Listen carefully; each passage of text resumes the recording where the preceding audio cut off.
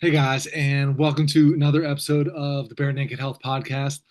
Today I have previous guest Phil White back on the show. It's been a few years since we've talked and wanted to catch up. So, Phil, welcome back to the show. Oh, thank you, brother. Always appreciate you and everything you do. So yeah, glad to be back. Thank you, thank you. So, we were already starting to catch up before the show. I said, hey, let's Hmm. just start recording and start catching up that way. One of the things Phil and I were talking, like even as like a couple months, like as we've been just trying to catch up here, uh, some of the writing that you've been doing, right? So here's Hmm. kind of where I want to start with some of this, right? Uh, Jim, and I want to make sure I get his name right. Afremow. Yeah, that's right. All right. Hmm. Wrote the books with him, The Creative's Mind and The Leader's Mind. Hmm. The one I'm actually most interested in, like, because I like creativity, like Creative's Hmm. Mind. Maybe you want to give maybe like a brief overview on it so we can kind of set the stage that way, please. Sure. So I think with creativity, obviously there's a lot of great books. Rick Rubin wrote one. My buddy Chase Jarvis, his book Never Settle is outstanding, and it's his second book. His first one's really good too. There's a lot of books, but Jim was the sports psychologist at Arizona State for 10 years. So he worked with the young James Harden and worked with all the teams. This is pre-beard James Harden. You wouldn't even recognize him. But then he worked with the San Francisco Giants for 3 years, and then he found that Giants players were starting to put him in touch with Hollywood actors and directors and big time musicians and this kind of thing. And Jim's a big Grateful Dead fan and Dead and Company and all of that. And so there's some of those, should we say, from that era, and some newer ones as well. And so really just start thinking like, really furthering his thesis that performance is performance and the mental game is the mental game. And the toughest battle that any of us will ever fight is likely to be the 6 inches between our ears. And so we started coming up with a wish list of creative folks that we wanted to interview. And so, for example, my buddy Keegan Hall grew up really poor in a trailer park just outside of Seattle. And, there's a lot of drugs and alcohol around. He grew up with a disabled sister and so learned the importance of serving. His mom coached her and others in her age group through the Special Olympics. And then Keegan did the same in high school and onward. And yeah, one year for Christmas, they were so broke that all he got was a pack of like 500 pack of paper from Walmart and a pack of colored pencils. Now, some kids would have been annoyed by this, right? But he actually saw it as a blessing because he loved drawing his own comic book characters and making teddy bears and customizing them and selling them to his parents' friend at the bowling alley. And there's a little entrepreneur in him as well as a little artist. And but he had this blockage where he got into the University of Washington art school and has done a lot with UW since, but was told, "Oh man, well you like doing realistic pencil drawings of athletes, of singers. He's a big Pearl Jam fan, big Eddie Vedder fan, and who isn't, right? So, dude, that doesn't get into galleries. You can't make a living, so you should probably just go into business." So he started selling season tickets for the may they rest in peace, the Seattle Supersonics NBA team, and then became the top salesman. And they bumped up to corporate sales, became the top salesman there. Went into some startups and learned really the trade of marketing, the craft of marketing, and also sales. And then his mom passed really unexpectedly of aggressive cancer, and it kind of reminded him that she would always be the one to say, "Why not? Why not you?" when he was doubting himself or others were doubting him. And so he got back to art and he saw that the NFL player Richard Sherman had posted something on Twitter, as it was then X now, about his charity event. And he cold DM'd him and said, "Hey, dude, I've got an idea. I'm a big fan of yours, big fan of the team. How about I do 200 signed prints and you sign the prints? We make them $200 and you post it on your socials, and all of this would go to your charity, every penny." And so I think Sherman was like, "What's the catch?" And it was like, "There's no catch, dude." So they called it, the Keegan, it's just called hashtag Keegan 200, KEEGAN 200. So they sold that out. And then he did a similar thing with Russell Wilson and Ciara. He did a similar thing with Eddie Vedder. And now he's gotten so good that Michael Jordan commissioned him to do a drawing of his family and hung it in his home. So going from a trailer park where you're, disadvantaged you're told, hey man, great that you got into this prestigious art school, but bro, like that's fun and all, but that's a useless degree, man. You're gonna have to go into business. But he did, and then he used that experience that, he had one shot idea. I'll just do an online shop, before Shopify. I'll figure out the website myself, and it has one print, and it's Sherman, right? And it sells out. So 40 grand came into his account, which if you grew up poor, it's got to be pretty nice. But then immediately he writes a check and 40 grand goes out. So he's raised almost 900 grand for charity now. He's got a partnership with Topps. He did Major League Baseball cards. He just did a thing with Giannis last year, Rory McIlroy. But this is all mindset. This is his mom saying, why not you, though? Oh, mom, they're telling me I can't do this, but why not you? Someone's going to do it. And that's where we started. So we tell the story of Keegan and then 11 other creators in different fields.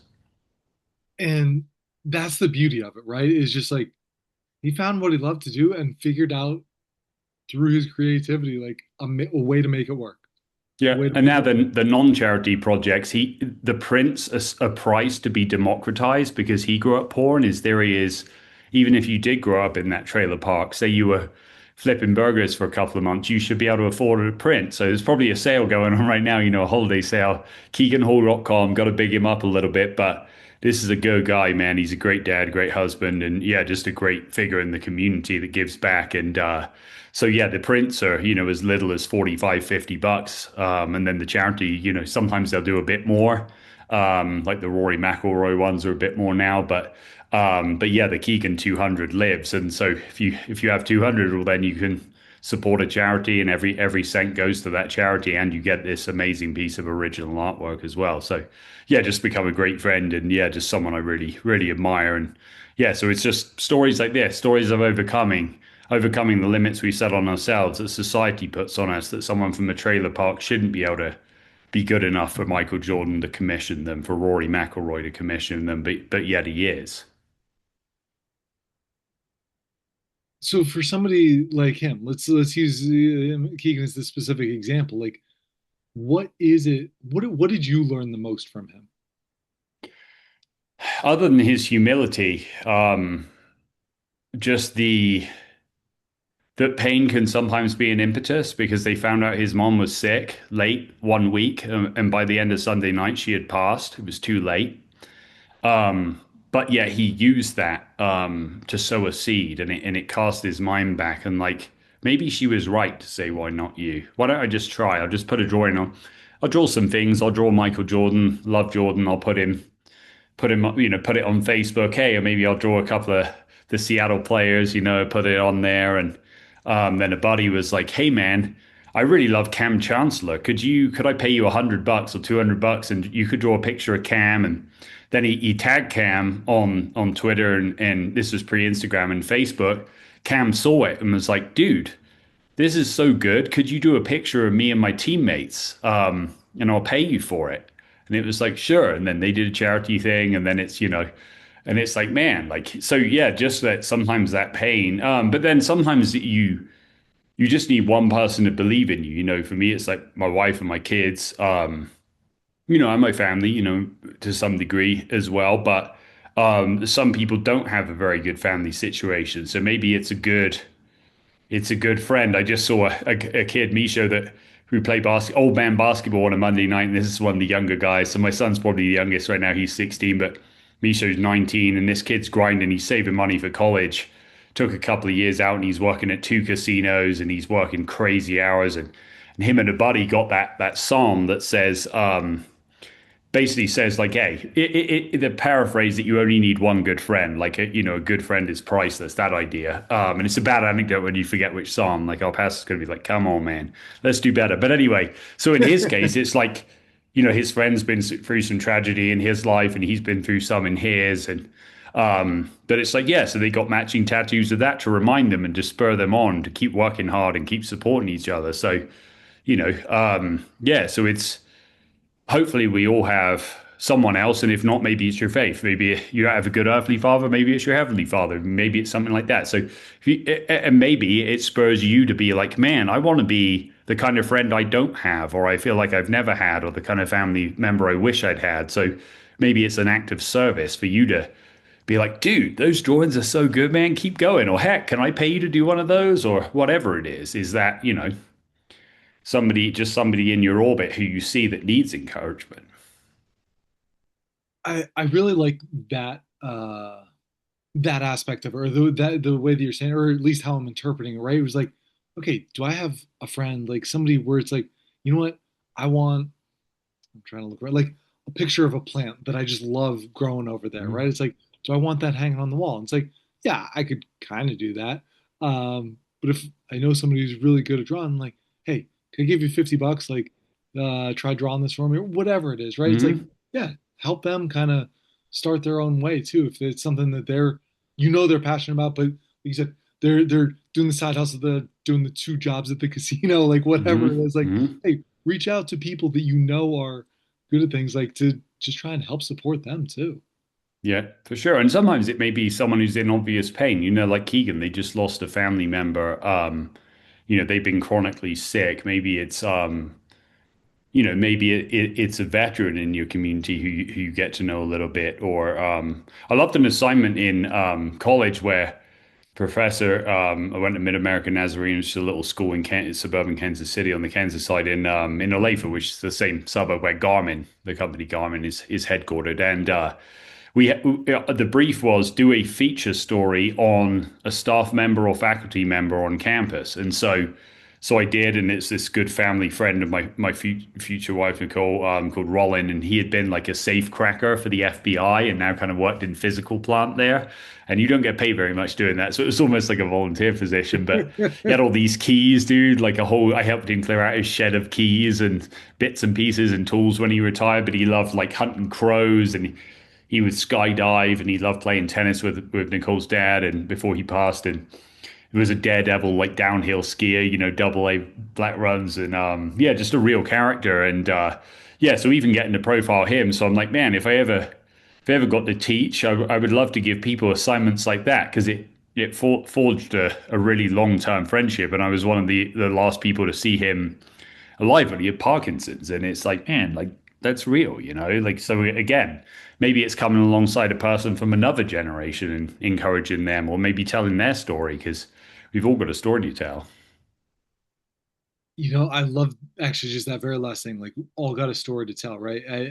The woman that always makes me think of is my one grandfather. Like, Mm, had so many stories to tell, right? And it's now I still think, and where I think about it sometimes, like when I'm working in the clinic and uh, working with a patient, and they start telling stories, right? It's like, look, I just soak that stuff up now because they want to tell somebody about it, right? It's like, hmm. let them talk, let Hmm. them go for it. And it might be 45 minutes later Yeah. and they're still going, and just, hey, let them have it out because they want to be able to share it. Yeah. And well, in your role, it's like you can also become like a counselor, a lay preacher, a therapist, because people tell you things, right? And It's it's kind of all a of the above. unique interaction, like through the body, but yet there's the mind and the soul involved as well. Well, and that's the beauty of it is like it's never it's never separate, right? Like they're all pieces to it. Um, okay, that's one thing that I'd be curious if you want to even talk on. One of my questions for you, because the creative's mind, the leader's mind, what does the mind mean to you?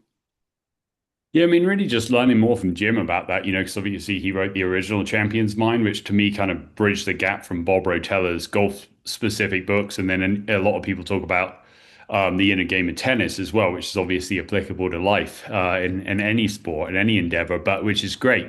But then I started to get into Stephen Pressfield, who to me, the War of Art. And then if I was going to recommend books to young people, like as well as the Bible, I would say like, buy the Daily Pressfield, which collects some of the best wisdom from Stephen Pressfield's other book, the Daily Pressfield. So it's 365 days of wisdom from him.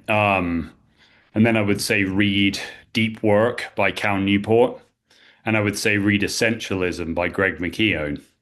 If you put those together with the good book, that's a pretty good list for a graduate of any kind, middle school grad, high school grad, college grad.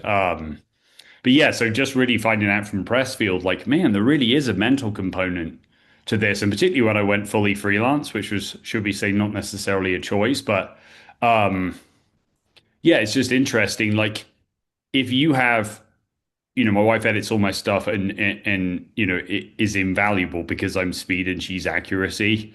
And then she sees the bigger picture that I don't see, which is great. My sons do some of my video work, and my kids make stop motion animated films. My wife designs and makes her own clothes. So she's been working on my son's film set for like 8 months, like teaching herself how to make stop motion animation puppets, a whole set to scale, a whole town.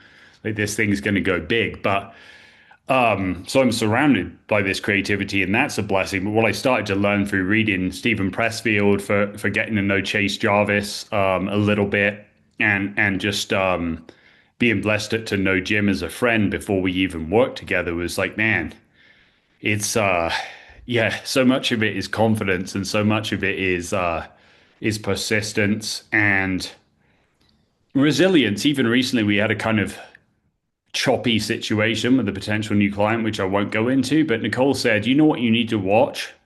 We had just watched it again. Jocko Willink. There's a little Jocko video called Good. So you just go to YouTube and type in Jocko and then Good. And what he says is basically one of his subordinates when he was a Navy SEAL commander was would come to him and he'd say, "Hey man, we got this problem, but I already know what you're going to say. Good, right?" And he's like, "Yeah." And he's like, "Why do you say that?" And then he goes through the list of things that could go wrong. Didn't get the job. Good. Failed to get the promotion. Good. Got beat. Got tapped out. Good. And why is that? Well, mission got cancelled. Well, now we can focus on the main mission. Didn't get the new gear, high speed gear we wanted. Good. Get better with the gear we have. It's always an opportunity to learn. And if you can just say the word good and you're still breathing in vertical, then you can recalibrate, right? You've still got some fighting. You can reload, get fixed on the real target, the real mission, go back on the offensive. So yeah, good, good. I'm glad that didn't work out. Good. Can focus on the next book. Good. Can focus on some of this, working with veterans. Good then. Good. But at the time, it doesn't feel good, right? But you've got to be able to. It's just an instant mental reframing just to speak it, even if it doesn't feel good, even if it feels terrible. So, how have you learned to do that for yourself? Like, have you modeled that and just said good? I got my Or wife to remind me. I said I had to say it yesterday with a situation that was out of my hands. So yeah, okay, good then, good. If that's how that situation played out, that's somebody who wants to go in another direction, then good. I want to focus more on books anyway. I was with a room of operators last week, and there's guys missing legs, some double amputees. There's guys with burns to 60+% of their body. There's a guy Keegan Smurf Gill, the fighter pilot that survived the fastest ever ejection from a plane. It was so severe that he got caught in the jet wash and it ripped his flight suit off, and they had to basically reassemble his skeleton with titanium plates and screws. And he got back flying again when they said he'd never walk again. My buddy Shay Eskew was very badly burned as a kid, fell in a fire, and they said he'd never play sport. Well, 40 something surgeries, but 52 Ironmans completed. Go read Shay's book. Go read Keegan Smurf Gill's book. Like, these are real problems. I think Laird Hamilton, I wrote for Laird and Gabby. I was blessed to work with when Brian McKenzie was director of performance for XBT. And I know Brian and his work. And then, Andy Galpin's still an expert that works with Laird, my buddy Kenny Kane. And so Laird once said, like some of these minor things, they're not a problem. Like being stranded 80 miles out to sea and not knowing which way land is, and there are 16-foot tiger sharks and 80-foot waves, that's a problem. Again, like just put it into context, man. It may seem like a big thing, but safe. I'm in my house. I got my kids nearby. I got my wife. Like, got my wife to remind me to go watch the Jocko video two, three, four times until I can actually force myself to say good, even though it felt like betrayal. It didn't feel good. And then have a friend, like my SEAL buddy, Ryan Birdman Parrott. I called him first of all and was like, dude. And after he, should we say, offered some support that might go a little bit outside the way certain people would. These are dangerous and capable men. He started problem solving with me and was like, "Hey, got this buddy that wants to do this book." Told him roughly what it would cost. Let get that set up. And I was like, man, I was just writing back and forth with him. Actually, we already have a call for Friday, so thank you for that. By having the seal, what they call the brotherhood, or if it's female operators, they would call it, maybe the sisterhood, where these guys have put their lives on the line. But even though I didn't serve, which is probably a regret is a regret in my life, but once you come in and you've shown yourself to be trustworthy with these people, then they welcome you into that, and that's available to you. So having friends that will dig in, having a wife that's supportive, and it's like, okay, did we just lose 85% of our income? Yeah, we did. That sucks, but good then. Good. Let's double down with Birdman. Let's do more with him. Let's do more with Jim. Let's do more with good people. So I want to say like that's the mindset, right? Like here's where we're just getting back to that mindset again immediately. Like you're taking that and realizing like, hey, whatever just happened from the universe, you're still trusting in you're gonna be able to double down, like you said, focus on what's important to you. And now, hey, like what is this next opportunity? Like what is this next thing? Because we were talking about it a little bit before we got on here. So it's like, hey, if you like, what is it about like these special forces, like what is it about giving back to these Hmm. people that has been Hmm. just so passionate? Because you could see the change in you felt there, like as you're going Hmm. on, like Hmm. you're getting amped up, you're Yeah. getting excited, like Yeah. what is this about now? Well, I think Birdman. So he had already he got blown up by an IED in Iraq, and so now as a former SEAL, he started a charity called Sons of the Flag, which pairs burn victims with surgeons who donate their time. And then he got news that his sniper partner David Metcalf had taken his own life, and this was not by any means the first person to do that. And they've lost more in that brotherhood in the last 15, 20 years than from suicide than they have to casualties in active combat by far, What? by a ratio of probably 2 to 1 or 3 to 1. Yeah, and so he started another initiative, and they did a thing called 7X, which was 7 continents in 7 days, and they did a base jump skydive, a full marathon, a half marathon, cold water immersion on all these continents. It ended up being split into two parts because an outfitter screwed them, so they had to do Antarctica second. But yeah, so they did a documentary of this thing, and then I came alongside my buddy James Gearing. You may know that name if you're in the tactical space. Former firefighter from the same part of England as I am, and he has a podcast called Behind the Shield. And started off, it was just for fire, and then police, EMT. But he realized that the tactical folks had the same issues: mental health challenges, physical wounds, emotional wounds, and so yeah, really just gave up, his career in the fire service to give back to this community and try to get the shifts changed because we know those shifts are very damaging, which is one reason retired firefighters do not live very long at all. And so, yeah, he called me one day and told me 30 seconds, 60 seconds of this story about David Metcalf losing his life and Birdman and how he got connected. And I was like, I'm in, dude. What do they need? And he was like, well, do you not want to find out like scope or as timeline? I'm like, hell no, man. Just it just struck a chord with me. And so yeah, so then we dug in and then got this got this manual called True North coming out pretty soon. So it's called True North, a field manual for finding your way back to physical, emotional, spiritual, and mental health in honor of Lieutenant Junior Grade SEAL David R. Metcalf. And so it's really what it says. We got a whole section on physical, emotional, spiritual, mental health. And it's both for current active duty military and first responders, fire, police. It's also for veterans. And it's really, true north for Birdman was David. And with David gone, so what did he look to? Well, he really dug into his faith, for one thing, but he had to find some other stuff to fix himself as a burn victim, as somebody who chose to leave the SEAL teams and pursue other things. And so, it was community, it was brotherhood. But a lot of these people, you see it in athletes, they lose their identity. Same as operators, same as fire police. That's what they see themselves. So what now? As he said, bro, no one taught me how to do a LinkedIn page. No one taught me how to do a job interview. And so That's so common in former SEALs, Rangers, Delta, Green Berets. But so many of them run charities or work for charities or have veteran-owned businesses that, actively seek out and employ veterans. And there's a really big unemployment crisis actually in that community. So that shouldn't be. And is that because of that lack of identity, or just they don't know what the hell else to do because they were just Both. so, And dealing with trauma, dealing with yeah. unresolved trauma because those deployment cycles, they go out and deploy for several months, lose people, get back a little bit, have to, somehow get out of war mode, out of battle mode, and dig back in with your families, and then, out you go again. Bang, let's run it back. Oh, shoot.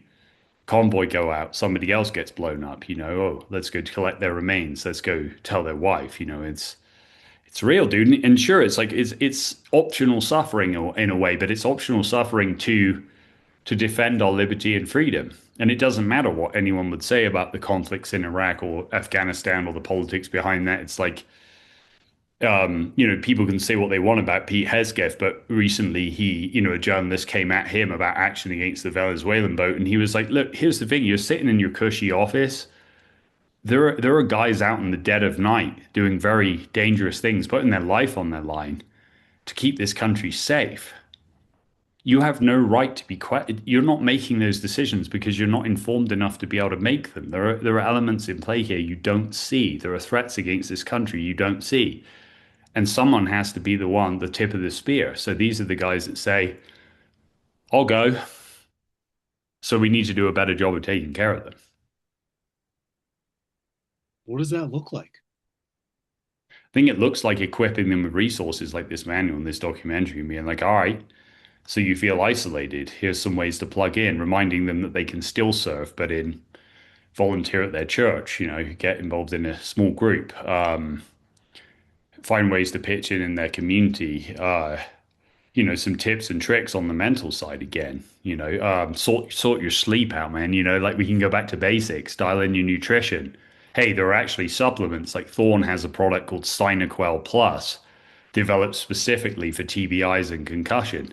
We're learning that creatine stores in the brain are very heavily depleted after TBIs and concussions. So creatine is not just a muscle building thing for bodybuilders. We're learning this, high quality omega-3 from a Thorne or a Momentous. Like these are stacks that, and we have these protocols in this manual, directly from Chelsea Burkhart, the lead dietitian for the SEAL teams. And so democratizing this info and saying, hey, it doesn't even have to Now, be an operator. is that being made a like just standard protocol? Like, hey, when you're Hmm. serving, like this is what Yeah. you're using for these exact reasons Oh then? yeah. Heck yeah. Okay. Uh-huh. Yeah.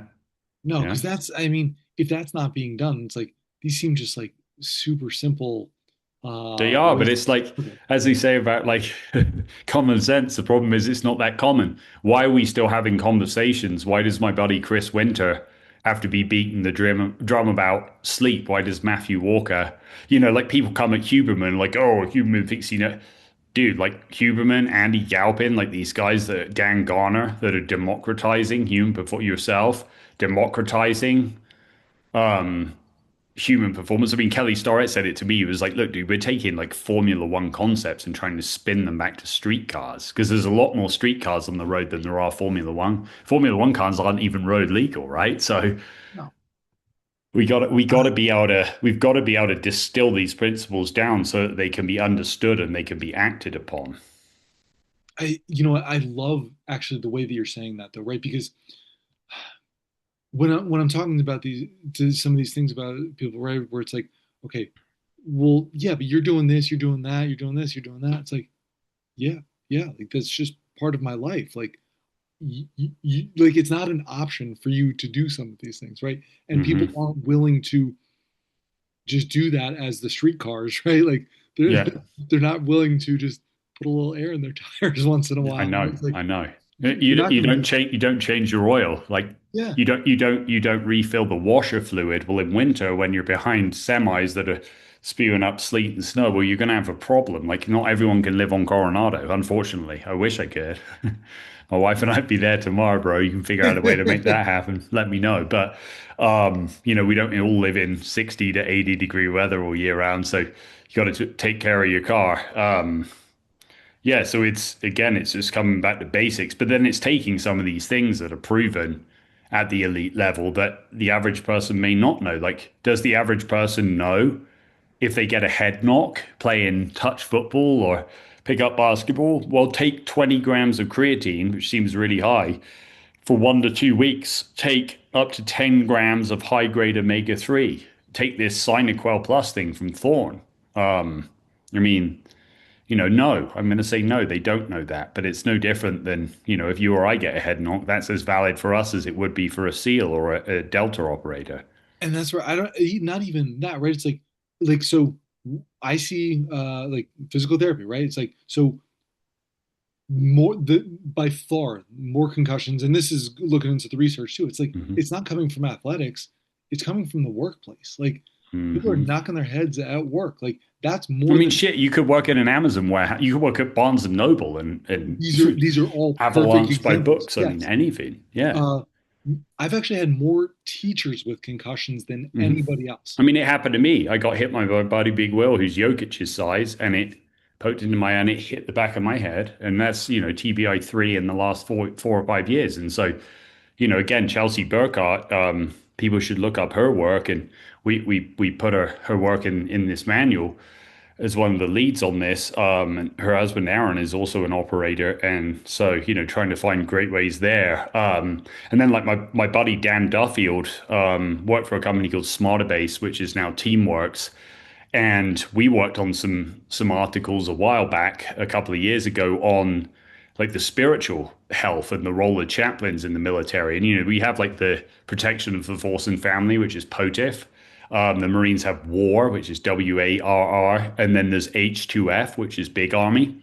And these are all holistic programs that kind of teach and preach the very pillars that you practice in your own PT practice and through the show. It's spiritual health, it's emotional health, it's sleep, it's diet, nutrition and supplementation, it's movement.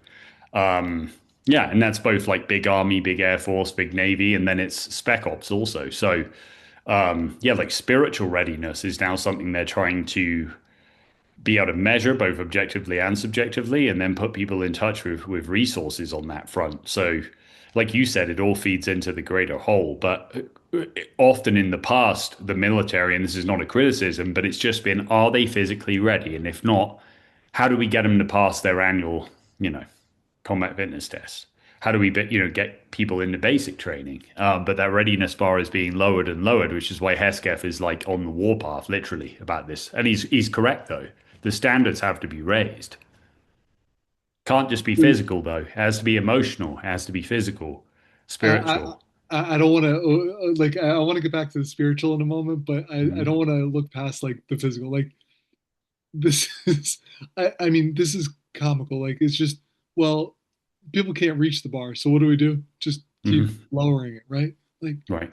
this is not acceptable, Hmm. and not even just for well, I mean yes, very much for any military personnel. Like Hmm. that bar, it shouldn't be like that it's getting lower. No, it should be keep going up. Like there's a reason Yeah. like raising the bar is a saying. Like it should Yeah. be continually done, Yeah. and physically, Even for our mentally, kids. emotionally, And spiritually. even like we include some, we mentioned hat tip to Dan Butner and his work with the blue zones, because there is no blue zone on the planet where they do not walk at least 6 miles a day. There is no blue zone where they retire. They don't retire. Like I saw a photo essay in an older issue of National Geographic recently, and their Ma and Pa shop, Ma was 94, Pa's 93, still working. Fisherman, 92 years old. He's got his son and his grandsons working for him and with him. All these different craftspeople, samurai, katana swords, same thing. As far as I'm aware, there are no what we call in England, maybe it's derogatory or whatever. We just call them old people's homes, right? Nursing homes. As far as I know, in Okinawa, they don't have those. Like Sardinia does not have those, and so they eat clean. Their food is not infected by chemicals. Their drinking water. Go to some of those websites. Just look up drinking water websites. It's like ewg.org or something. Like, see how certain acids are like 4,000%. My wife found, and that's in a little mountain town of Evergreen, Colorado. And not everyone can afford spring water, but you should probably invest in a filter if you can't, because you're drinking poison. You are. And that's not some conspiracy theory. Like, literally look it up. You know, it's documented on these websites and it's dashboarded, heavy metals, all this crap. That doesn't happen in Sardinia, as far as I'm aware. I hope not. So, but yet at Camp Lejeune, remember that contamination story? I mean, holy crap, that's just one installation That's just one that we know about. that we know about. Like that's not okay, man. But so even if we look at the basics, like they all have a faith practice in the blue zones. They're actively involved in their community. They all serve. Everyone plays a role. It's just basics, bro. Just if we could just be brilliant with the basics, then. But we're not, which is why we need a Huberman. We need your work. We need Andy Galpin. We need Jim. We need Ryan Burbank Parrott. We need people to democratize this information. Let's get back to the spiritual aspect. Like, Mhm. how is that being employed with whether it's the special forces, like the any of the Yeah, so one thing would police? be like if they have what's now called Teamworks AMS, so it's an athlete management system, right? So, it takes input. Yes, they have testing, like force plates, say, would be used, to test certain things, and then wearables might be used. Well, they also have subjective surveys, and they're encouraged to, it's okay to not be okay. Like you won't be discounted from selection if you hold up your hand and be like, I'm struggling. So if their then there's flagging. There's almost like a what they would call Z scores or Z, as we would say, Z scores. And Dan Duffield and Marcus Colby and Marcus Deutsch, the founder of Smarter Base, worked on this, and then Teamworks has furthered it. So traffic light system, red is stop, amber or yellow, is let's be a bit cautious and dig into this, and green is go.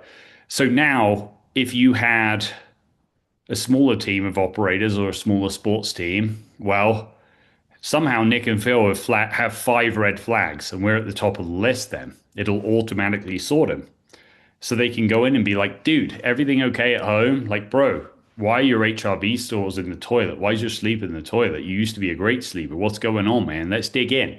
And then one of the resources could be the team chaplain. It could be team, psychologist, whatever it is, like just then it's a conversation starter for someone in your position or a head strength coach, a director of performance to ask some open-ended questions and just be like, hey, is there anything I can help with? Is there anything you need to unburden? Like you were saying.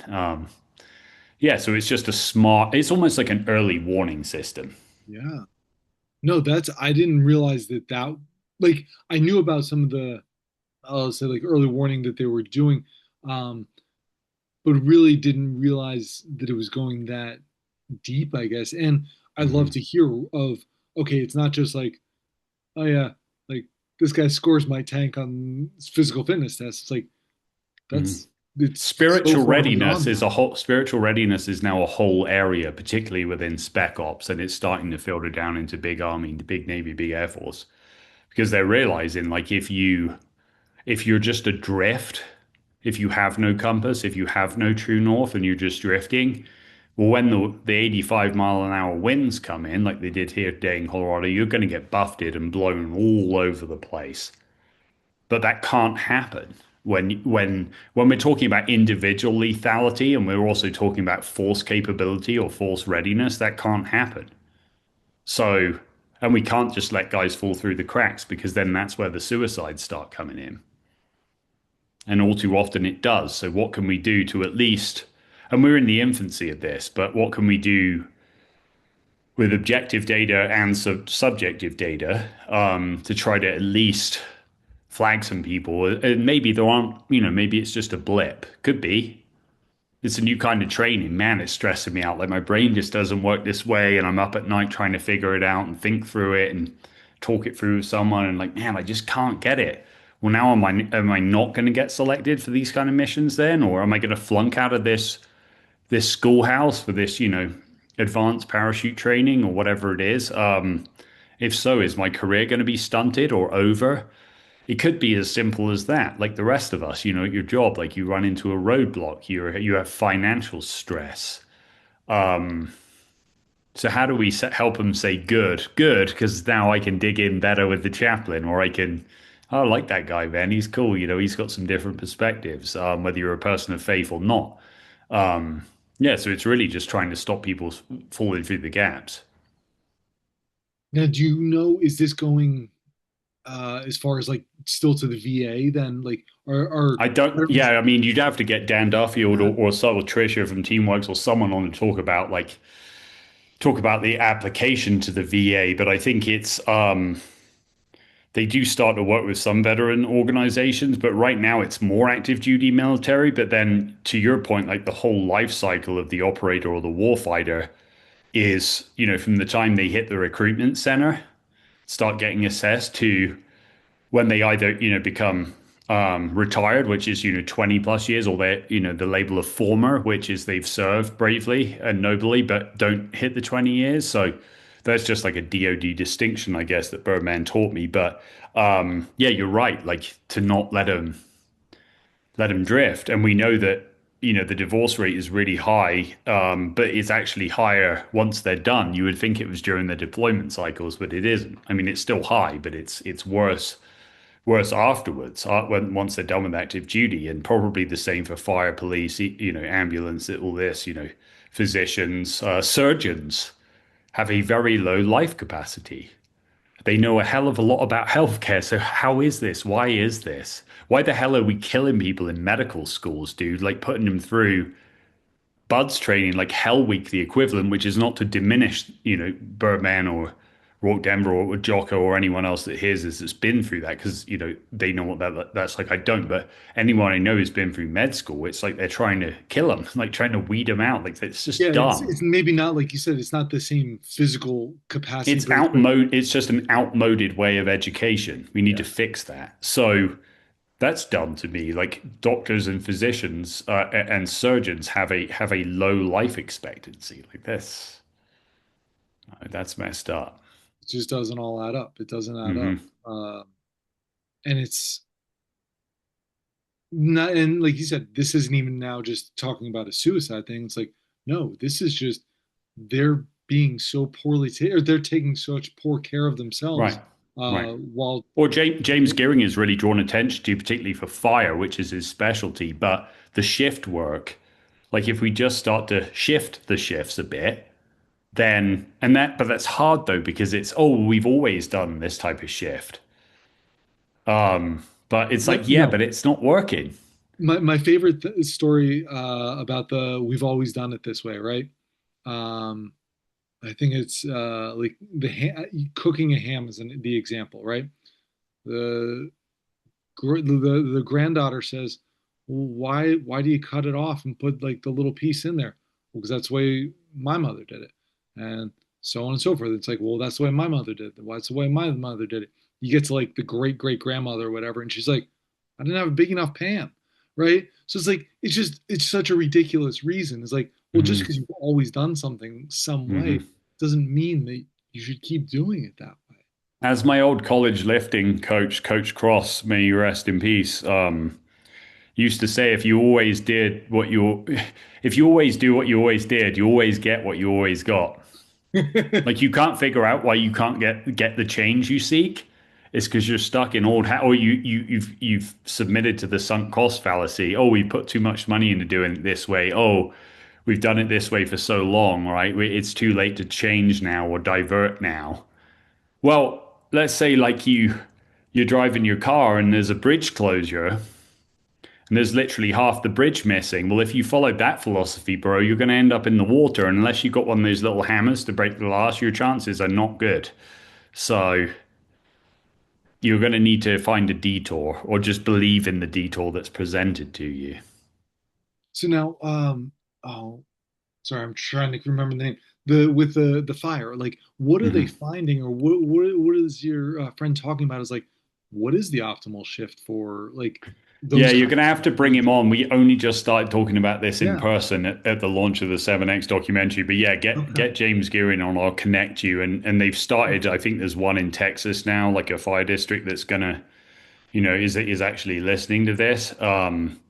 But yeah, you have to get him on and talk about the optimal. And he lived it. I didn't serve in the fire service, but yeah, he lives and breathes this. And then there's plenty. If anyone wants some, kind of introductory, just check out episode within the last year on Behind the Shield, where either he's just riffing or he has other firefighters or researchers and this kind of thing. Because yeah, they'll share that. But I know yeah, it's a shift. It's a shift in the shifts. It's going to shake some stuff up. But yeah, if it extends careers and extends peak performance within those careers. But then crucially, guys are getting out and they're not dying after 2 years, 4 years, 6 years. And you're like, well, dude, he looks pretty big and strong. Like, how the hell did that happen? It's like, well, his circadian rhythm is messed up and his sleep is so diminished for so long that there are, again, internal wounds, plus all the trauma of seeing buddies die and people they can't save and that being unaddressed. And you add all this thing and suddenly you get what it's a bad anecdote when I can't remember the name. The Japanese have a word for dying at your desk. So, and it's like the idea of the company man, like the dude works for Yeah, yeah. Toyota 42 years, like 80 hours a week, and they're super loyal and they're great until one day, boom, they just drop dead. And well, why the hell was that? Like he seemed, you walked, the Japanese walk a lot, as a populace. How is that possible? And it's like, well, because he'd, caffeinate the hell out of himself and then he'd have to drink himself to sleep. And he was taking these pills and get up and rinse and repeat every day for 42 years and literally give his heart and soul. And that's not a knock on Toyota. I mean, she could be any company, right? Yeah. But it's the opposite of the Okinawa thing, though, where the fishermen, sure, they work hard, but they're outside and there's a natural rhythm. And yeah, they may start early, but maybe they knock off early and then they do the hot tub soak. They like their onsens, their hot springs in Japan. So maybe they do that. And so yeah, the Japanese do have the onsen culture and they have Shinrin Yoku, forest bathing, which I wrote about with Aaron Alexander and for On It, I wrote a feature for them a few years ago. And but it's a dichotomy because they also have a term for dying, literally dying at your desk. They have a city in Tokyo that's so crowded, bro. They have people. There's a name for these people with white gloves that have to shove people into their equivalent of the London Underground. The subway, because the subways are so congested. Like humans are not designed to exist that way. So again, it's like our own culture, man. Because I know people that are the absolute apex of human performance. My buddy Lawrence Herrera is the strength coach for John Jones, owns a gym with Cowboy Cerrone. Like these guys he sees or that Galpin or whoever works with are at the very apex. I know a lot of fit, strong dudes and women, and yeah, and I know a lot of as they'd be called in Australia, little riffers, right? I know a lot of these active kids that are really advanced, and you're like, dang, how's the kid doing that at full? We see them like the X Games, for example, but yet how many overweight and obese people do we have? How many people do we have who are not sleeping? Like you said, not only not being brilliant with the basics, they don't even know what the basics are. So let's stick with kids for a minute. How are you helping out your kids to learn those basics? Come lift with me, dude. Like my son and I, we got in an I go, you go kettlebell workout. And he would have called me something that I can't say on here and kept me accountable, my 16-year-old Harry, if I had missed. We played 3 hours of basketball. Like he's the first one up and down the court every time, even though he's never played organized sports. He's just getting into it. And so that, and then just basic minimums. My other son Johnny likes to put on a new CD, or we like getting CDs and records at the thrift store, and he'll put on a different CD, and he'll do it by himself. And the other night he only had time and energy for 5 sets of 10 kettlebell swings, two-handed. So it goes. I love Pavel. Pavel opens his Kettlebell Simple and Sinister book. It's a very small book, but a very wise one. By saying that the kettlebell is an ancient Russian enemy of weakness. And he basically says if you do your sets of 10, 10 kettlebell swings and one get up and you do it 10 times, you're going to get these what the hell benefits. And so how often should I do that, Pavel? And he just says, that's easy. Just repeat until strong. It's the ultimate dad or mom workout, bro. If you do swings and anything else, or even on a day where you just do 10 sets of 10. Now, Simple and Sinister typically advocates for single arm, but Dan John would say once you get to his ripe old age, he was like, man, I worry about the twist there if you get slightly fatigued and off. So it's like just do 10 sets of 10 kettlebell swings, goblet squats, deadlifts, whatever. Take a daily walk with your kids or your missus when weather allows. When it doesn't, walk in meetings like Steve Jobs style if you can, walk in phone calls. I should be on a little treadmill now, getting some steps, bro. But I didn't. I failed today. But my wife did do Costco and Whole Foods, so maybe we got our steps in. Yeah, and then just try to not put poison in them. Pay more for your food, even if it's a stretch. Even if we're two teenagers, you're like, gosh, dang. Even with getting a lot of stuff at Costco, man, it's still like if your wife says don't look at the Costco receipt, you're like, and all that is like good quality cheese, good quality berries, that kind of thing, and just lots of them. And again, it's just basics. Hey, it's fun to go to shoot baskets in the driveway or at the school. It's fun to go hike to this or that new place. Maybe there'll be a coffee for you and a beer for me at the end of it. I mean, don't make it a chore always. Hey, just have them in there with you when they're younger, obviously in a safer scenario, and be dropping barbells on them or such. But kids are really strong. My friend Dr. Mark Cheng, who I got to know through Chris Frankel at TRX, he told his someone in one of those Onic kettlebells with the monkey face on it, right, which are kind of cool, the gorilla bells, and he was like, okay, once you can deadlift this amount one time with good form, I'll buy you that. And the kid was so small and he got it safely. And Doc Cheng is a martial arts master, he's a kettlebell master, so him and Pavel are really good mates, and so it was safe. But then the whole notion of like, oh, kids shouldn't strength train. It's nonsense. Show me one credible study. Oh, it stunts their growth. Really? What that's like the Post cereal company trying to promote their gross postum, which is like a wheat-based coffee alternative. That's who started the myth that coffee stunts kids' growth. No, it doesn't. There is not one credible study that shows that. Like, ask an actual nutritionist like Kate Shanahan, like Chelsea Burkhardt, if that's true. It's not true. The same with weightlifting, dude. There's probably some nefarious purpose. Obviously, we're not saying I that think kids should it be, really is probably just to keep people weak, right? Like it's well, hey, dude, if we can keep people weak and if we can make them worship Republican or Democrat as a false god, so we keep them divided and we can be on platforms that promote things that anger and divide us, and if we can, those social platforms can verbally authorize, according to a story by The Atlantic, the theft of millions of books to train their AI. And the consequences of this are nothing. And the authors got paid zero and the publishers got paid zero. Meta, come at me, Zuckerberg. Let's go, man. Like anybody. talk about that a little bit more. I don't know about this. Read the story in The Atlantic that allegedly the leadership of a certain large social media company, allegedly, dude, sue me for saying allegedly. Okay, come on, man. Authorized the theft of millions and millions of books to train their AI so that they can embed it in these ludicrous, overpriced glasses. Like, you look like a dork, dude. I'm sorry, but not you. A certain founder promoting this crap. Oh, I don't care. But I'll No, say you I don't look care. good. No, But no, no, no. I'm talking about AI embedded sunglasses is what Correct. I'm But talking I want to about. say is like You look people are gonna very tell me. dashing in your glasses, and I know why, and I know what you and Huberman are doing with them. See, that's what people don't understand. It's like, do my glasses look the best? No, I don't really give a shit about that. It's like it's getting close to I bedtime. wasn't. It's I like was talking about a founder of a certain large no, but social media that's company. why I want to point this out, though, right? It's like I'm gonna make a choice to wear a pair of glasses like this at night because I care about my health versus Exactly. putting on You're selling trying a to. You're. pair of glasses Yeah. that is just like you're irradiating the brain, like Yeah, putting this and stuff right also for there. 700 or 800 bucks, there's a lot. You could buy yourself a couple of kettlebells and a grill and some grass-fed beef and some veggies, and you'd be a lot better off. It's mind-boggling the amount of better things that you could spend that money on, times. Ooh, how So this many? was not the only company that did this, and they did Yeah. not ask permission from the authors or their publishers to do it. And the sanctions for this legally were nothing. They just got away with it as always.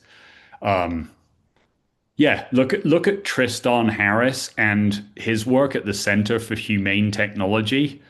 They have a ledger of harms by social media in general against our kids, against us as a population, and links to evidence for anyone that's like, oh, that's not true. And I'm not saying it's a bad thing. I mean, I set up interviews through social media.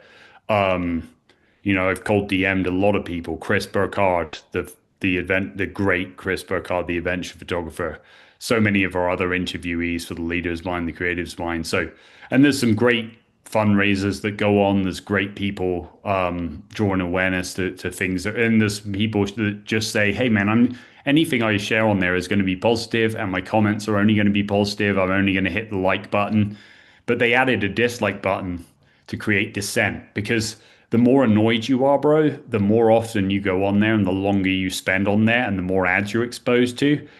Senator, we sell ads was the quote for a certain individual, and it's possibly the only truth that individual has ever told in a public setting. So they sure do, and it's billions and billions and billions of dollars worth. So to me, it's like, do not give your kids a cell phone. If they need a cell phone, do check out Minimal, the Minimal phone, check out Punked. Give them a dumb phone. Buy that old Nokia phone. Bless you, Nokia. Let's go, BlackBerry. Let's come back.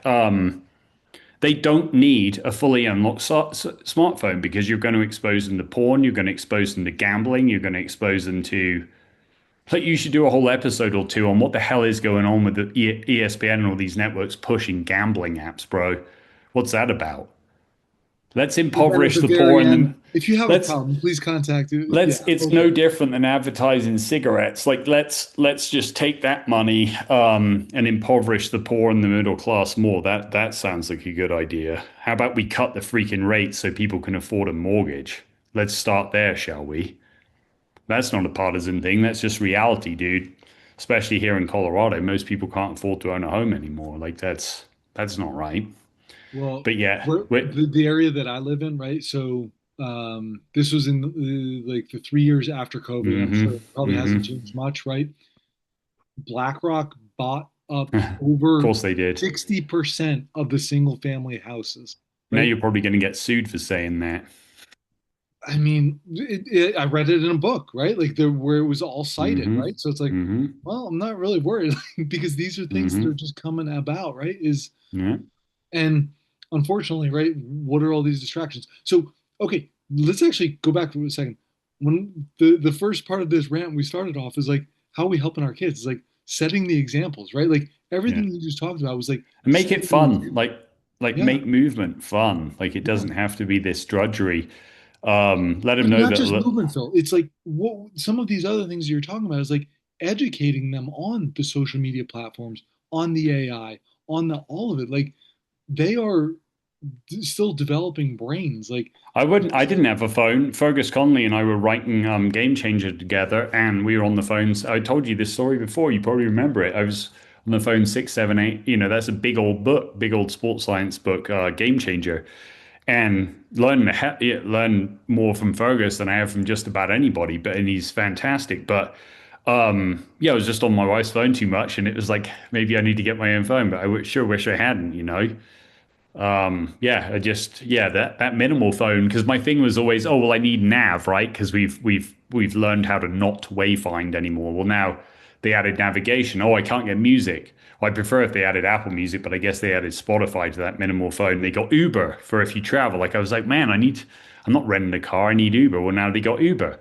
This thing's like 399, dude. I should sell these things. I'm like, it has the old, it looks like a BlackBerry, it has the old QWERTY keyboard. I can't, like a one finger typer, and the autocorrect drives me nuts. I'm one step away, dude. But yeah, yeah, like my buddy, I talked to my buddy Mark Carter, who's a pro snowboarder out of 10 Sleep, Wyoming, little town in Wyoming. And he was like, dude, I went to a dumb phone last year and it's one of the best things I've ever done. He gets more time with his wife and his kid and more time to focus on his training for his snowboarding in the off season than doing the thing. during the winter, like where we're in right now. And he was like, man, that's one, it was way cheaper. This thing was like $400. It wasn't $1,600. I saw there's now like a trifold phone, dude. It gives you like a 10-inch Foldable screen. phones. Yeah, How like, much is that, bro? 2 grand, 1,800? Like, come on. well, and Your kid kids does also, not need that. And if you think they do, we need to have a conversation. Like, go talk to Tristan Harris at your Center for Humane Technology, and maybe you'll learn some stuff and you'll be better for it. it really is sad. Like, to me, it's again, it's babysitting, right? It's electronic babysitting is a But lot of it. now we're getting starting to have a whole generation. I mean, you could talk about kyphosis, right? A kyphotic spine. I mean, you could talk about its collapsed position where it's not someone that's 35, 38 getting their first phone, and then realizing, dang it, I need to, or just leave the damn thing somewhere where you can't find it, bro. Go deep six it in an ocean or somewhere in the lake. Probably better idea. Um, but yeah, it's I mean, in your line of work, I think there's going to be an avalanche in the next 10 years, 20 Well, years of TechSnack clients. TechSnack is now a diagnosis code. Like that Mm, should not be the case, first of all.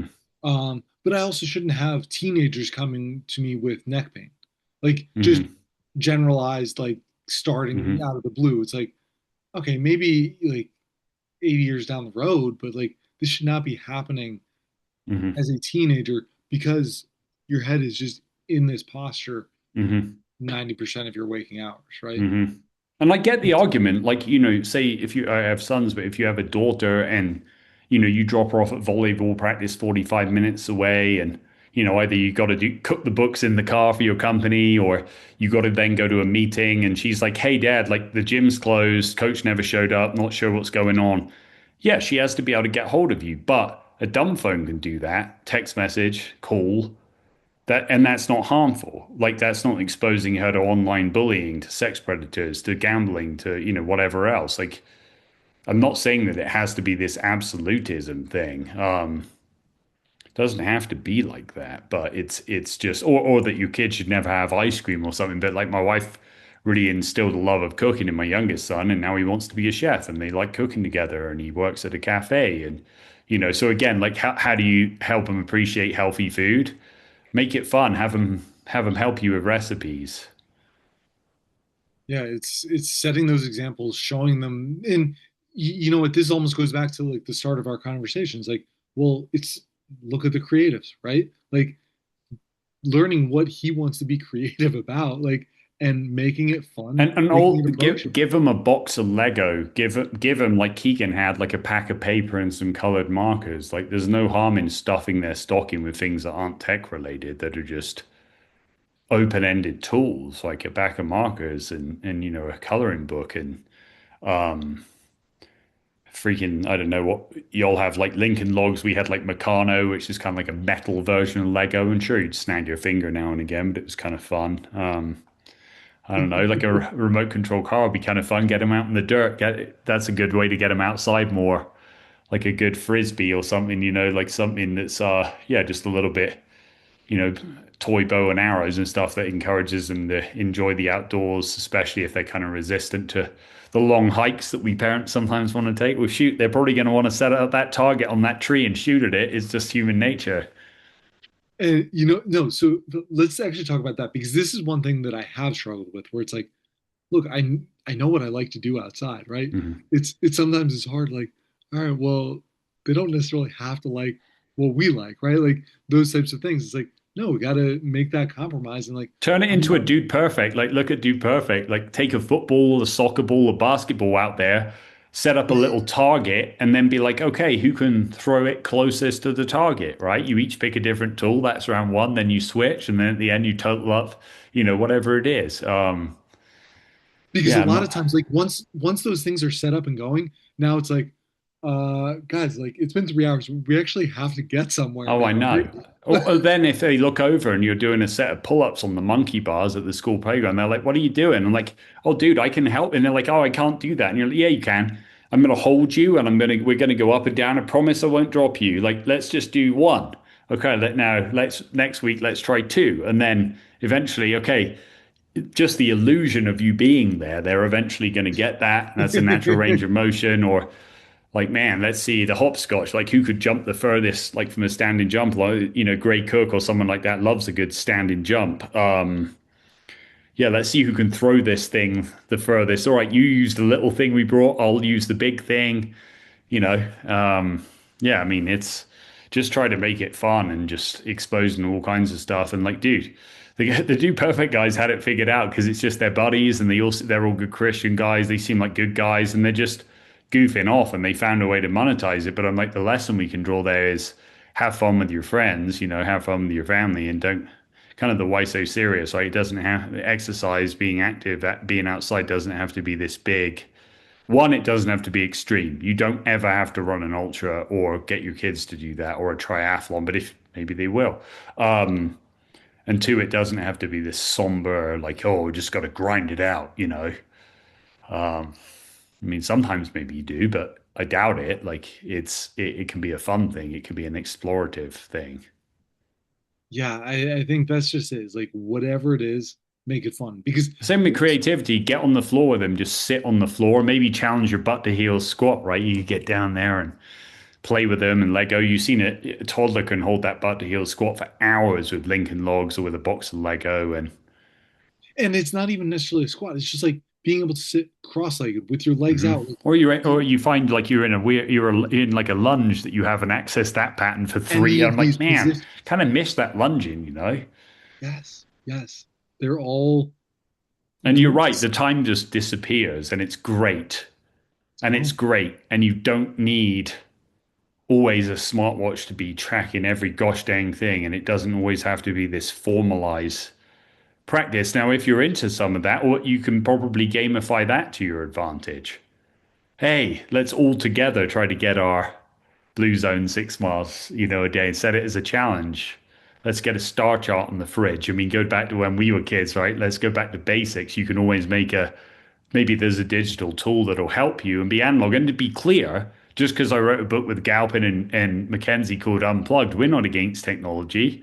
We use technology, but you try to do it in ways that are additive, or like we were saying with an athlete management system, whether it be like, there's a good one from Canada called athlete monitoring or fit stats on the consumer side. And then there's what used to be Smarter Base, which is Teamworks. There's my buddy Hewitt over at Team Builder. There's a lot of these tools for organizations that then know like, oh, now our team can benefit from this early warning system. So yeah, any way you want to use tech is good if it's additive, if it's not extractive or subtractive. And my thing with any of the technologies too is like you have to learn from it. You have to be able to look at it and learn from it. If you're just looking at it and just like, oh, okay, but not actually listening to your body and making the changes and whether it's physical, mental, emotional, spiritual, like Hmm. all of it, like Hmm. you have to look at that and now actually do the work.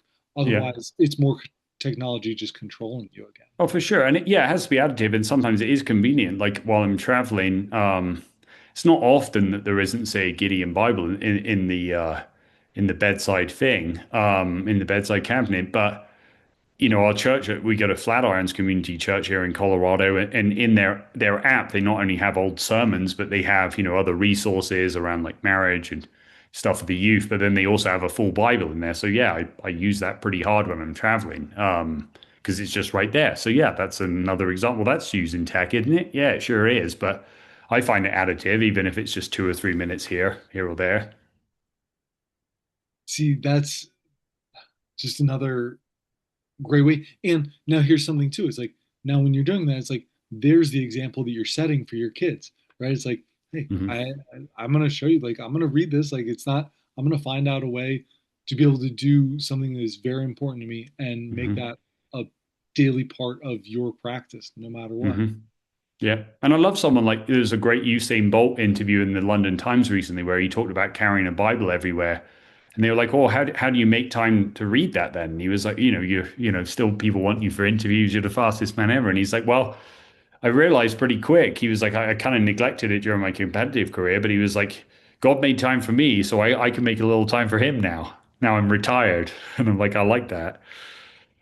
I like that. Phil, do you have any inclinations maybe, or like do you want to get into that, like writing about God, the Bible? I mean, like Oh, I think anything so. I mean, about we put it right here in True North. Like we put it, there is a it spiritual was health that part of it? component. Yeah. Yeah. So there's a guy called Alan Clark, Allen, and he lost his legs. It was either it's a bad anecdote, I can't remember. It was with a lot of veterans, like hundreds of them last week. I lose track of the stories, but he's kind of Ryan Birdman Parrott's like spiritual mentor into a lot of these guys, and lost his double amputee from either Korea or Vietnam, and he had a very successful career in the insurance industry, but was also kind of a lay preacher as well. Now has several ministries for combat injured veterans, and just yeah, really giving back. So yeah, we tell his kind of journey as being illustrative there, and so yeah, I mean, I sure do. It's like I don't want to be ashamed of the gospel, and it's not to offend anyone who's a Hindu or Sikh or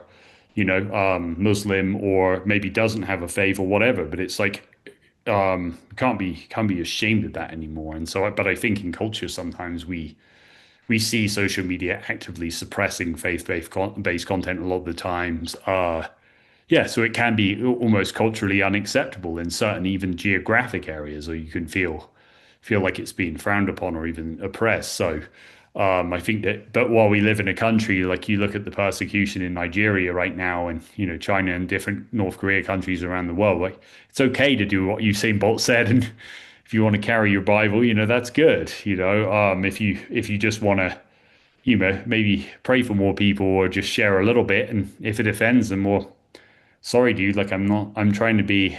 I think there's a guy called Brendan Manning that wrote the Ragamuffin Gospel, and I think it was him that wrote, "Hey, I'm just a beggar trying to offer another beggar a bit of bread. That's all that is." When I'm trying to share my faith with you, it's not saying I'm better than you, I'm more holy than you, spiritual. Like, hey, we're all the chief of sinners in our own. We all sin, we all fall short. But I think if we can, maybe for one person, it would offer hope. And sure, you may offend three or four people, which is it's not ideal, and in perfect world would be avoidable. But you've got to say what you think, man, and just not be ashamed of it, and just be like, hey, I'm not perfect either, but hey, can I pray for you? If you give someone $5 who's begging on the street, say, hey, can I pray for you now? Just, I don't know, just put it in a way that it feels natural, even if initially that's a bit uncomfortable or maybe frowned upon. I don't know. So yeah, I think, but as I'm around these veterans more and even high level athletes, I just see that, that's such a core part of their life. And maybe a lot of them come to it late, or they're a burn victim, or they get blown up, and it's like they're this close, to ending everything. And maybe that's the thing that they hold on to. So yeah, any opportunity to do that, definitely all about it. But that burn, that double amputation, that Mhm. whatever it is, that might be God's way of getting their attention to say like, hey, like just listen up, right? And Oh, exactly. Yeah, exactly. Yeah, whatever that looks like. yeah, Yeah. my friend Coach Ken Hunter, I'm working on a project with. So if you ever seen that show Last Chance U on Netflix, so it's Last Chance U basketball. So he's the assistant coach at East LA College, and Coach John Mosley, who's the head coach, and Coach Ken, who's one of the assistants. They're going hard for the Lord, and Coach Ken was paralyzed in a freak accident just wrestling with his college roommate. He fell on him and instantly paralyzed him, and he coded twice in the ambulance. And he was like, "Man, I was moving too fast. Like I thought I was on this path to, eventually a D1 scholarship and then maybe the MBA, and I could get my family out of poverty in Detroit." And he was like, "Man, I was moving too fast, so God had to get me rolling slower. So now I'm rolling slower in this wheelchair." And it's like, wow, what a profound perspective. And it just comes back to good. Yeah, then good. Okay, so now he has the street cred from growing up around the BMF gang in southwestern Detroit, where he can minister to kids, and through a combination of faith and college basketball and academics, him and Coach Mosley can reach hood kids in the LA area and beyond, and get them. They've got probably over 1,000 kids now, Division One, two, three scholarships, graduate onto a career, get them out of drugs, out of violence, out of systemic poverty. Yeah, so I mean and they could be they have really strong NBA connections. They could both be making millions, but they're, as Coach Mosley says in Last Chance U Basketball, right now God's got us in this little house. I mean, shoot, he's prepping for games, playoff games at the end of his kitchen counter on the end of the couch, and his son daughter's next to him on the laptop because they're still, it is a better hood as they would say, but it's still in the hood in East LA, and he doesn't even have a home office and he's doing this thing. But that's all right because right now that's where God wants him, and so good. Good. I'm not in the NBA. Good. I'm not coaching UCLA or KU. Good. I don't want to be. I want to be right here. because it's the only place he can be, right there. Hmm. Hmm.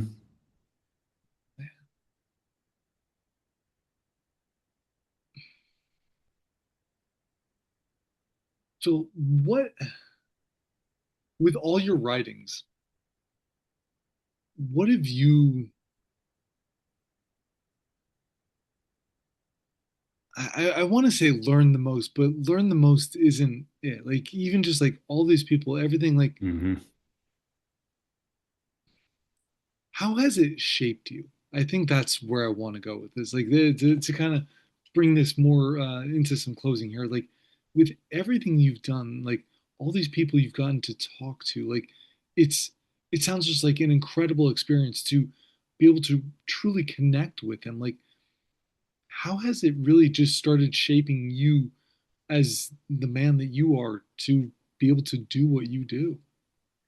I think it's a really good question. I think it's just knowing how I can serve. Now, how I can serve is I have a coach, Ken Hunter, John Mosley over here. I have a Ryan Birdman Parrott here, and Andy Galpin, Fergus Connolly, Jim Afremow, whoever it might be.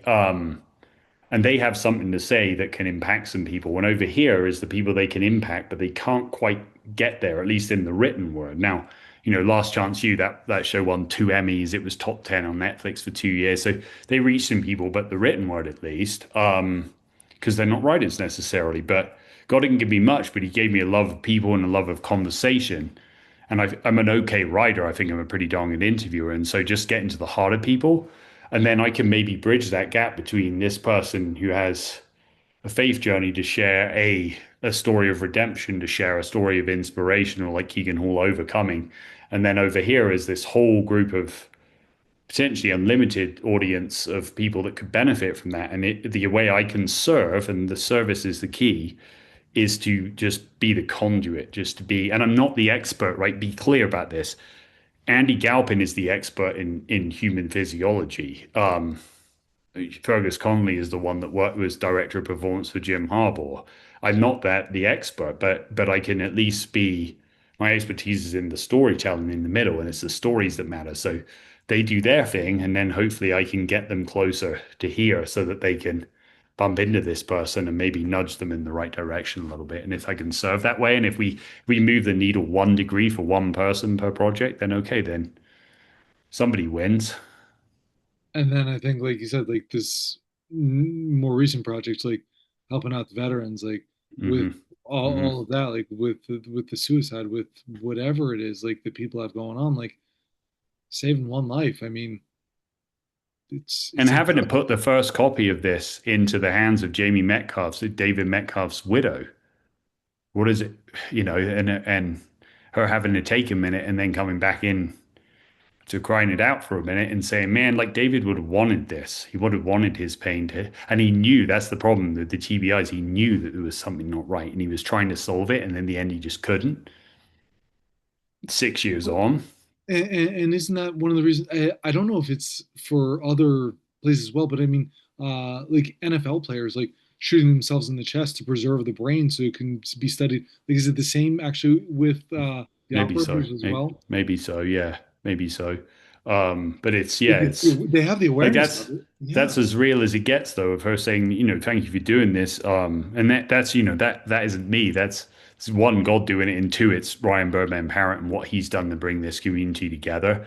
And then James Gearing, in promoting it and in bringing me into this project, and it's just other people, and they're all trying. They're on mission, though. That's the thing. They're on mission. Coach Mosley, Coach Ken, Hunter. They're on mission. They're not doing this for worldly reward. They're doing it just to try again to be of service. So they just find the way that they can. Is it basketball coaching? Is it run the charity for veterans? Is it, what is it? Is it preaching? Is it whatever? Yeah. And then again, I just want to help be the words channel to be the bearer of these stories so I can help get them from being far apart from an audience to being closer so that then you bump them and it moves them in that right direction. No, that's That's an beautiful. honor. That's a privilege. Yeah, yeah. Phil, I mean, hey, this has been amazing. Like, I'm just looking at all No, the no, you're the notes here man, and dude. just like, Is this is great. Um, just in closing, like anything else you would like to share, just any resource you have for people, just where they can check out all your stuff, any of that, please. I mean, I'd just say check out some of the people I mentioned. So listen to Ryan when he's interviewing people on the Frogman Friday show. Listen to James Gearing Behind the Shield. Yeah, then this book True North will be out here. We haven't even got it on pre-order. It will just be up on Amazon, before the end of the year, hopefully before Christmas. And then, so yeah, check out this book True North, a field manual for finding your way back to physical, emotional, spiritual, and mental health. And then, if you're into creativity, then you might enjoy Creator's Mind too. But yeah, check out some of these other dudes. Go watch Last Chance U basketball and see what Coach Ken and Coach Mosley are doing at ELAC at East LA College, because there's an example of two guys that are on mission as much as it gets. And then also a shout out to to Jocko Willink for good. Check out his video good, check out his work. And then another SEAL who served with him, my man Rourke Denver here in town in Evergreen has a thing called Ever Onward Academy, which is some leadership courses that I was able to help him with a bit. And yeah, similarly powerful lessons. If you're looking for more, if you like the good lesson when you check that out, see some of their stuff as well as obviously what Jocko's doing with Echelon Front and that crew. That's one of the dangers when I do podcasts like this, right? It's like get to talk to you and have a blast doing so, and then, like I said, it's just everything else that I want to check out because it's Mhm. stories that I'm interested in. It's people that I'm Mhm. interested in. It's just whatever it is, right? It's just Yeah. it's And the point isn't people being a world champion or being a SEAL or being whatever, but it's being a good person who's driven by a willingness to serve. And in the operator's case, it's to lay their life on the line for our values and our country. And in the case of a pastor or a coach at a JUCO or an NAIA school, it's taking less money to do more good. Running a charity, the same. So it's just, I think I'm just interested in people who have a servant's heart and just to going with or for James to give up a career in the fire service to start behind the shield and be on mission and just try to serve a wider community and a greater purpose. and to me, I think here kind of comes back to just when we even talked about kids a little bit too. It's like setting that type of example for our kids, the future generations of like, yeah, it doesn't have to be that you're making all this money. I mean, yeah, making some money to afford all the groceries that we talked about is still important.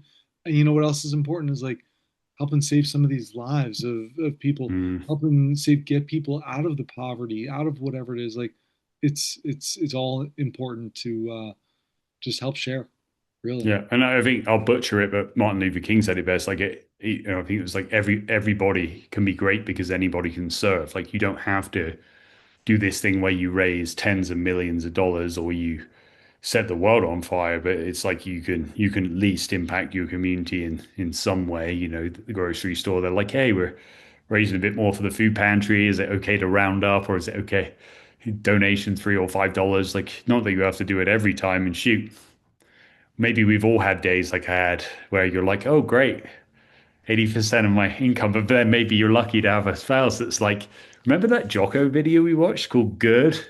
That's a good use of 5 minutes, or go watch it twice. Okay, well, so find that person who can encourage you, and then use that to then find someone else that you can encourage. That's service too. What you do is service. So thank you for what you do.